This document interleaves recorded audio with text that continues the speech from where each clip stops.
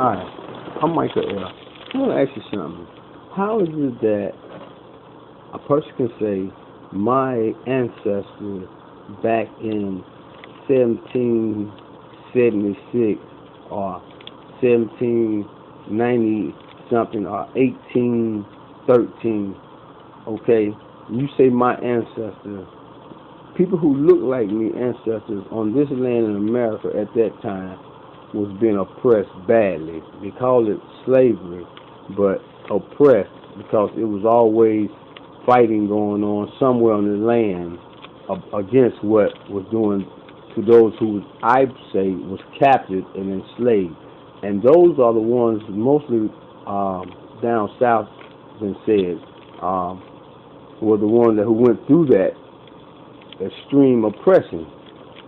And through that process, I'm saying that everything that they learned, it was beat into them, okay?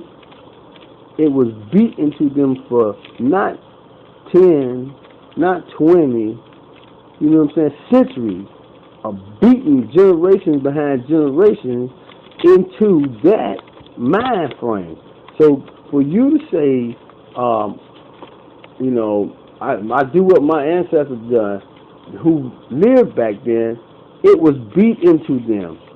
They had no choice but to do that. And they had no choice but to teach their children. That's why today, you people who beat your children, you're doing the same thing that was done to your ancestors to make them learn things that was not intended for them to naturally learn. But because of the communities and society that we live in, you have to teach a child. So how you teach a child is more important than what you teach them. Because if you have to beat a child, that's not teaching a child. That's forcing a child. So, but if you teach a child, that's teaching a child. That's with love or whatever, all the good things that come with that. But nevertheless, my whole tape about this right here, what I'm saying is that the things of the 1700s, 1600s, 1700s, 1800s, and even the early 1900s, it was beat into your people, your ancestors. You say your ancestors, it was beat into them. Everything that they taught their children.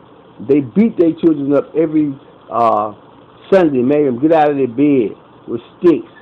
Beat their children up, make them go out there and work in the field. Beat their children up just because they looked at a person the wrong way, you know. And I understand they was beat up themselves, so they knew no better.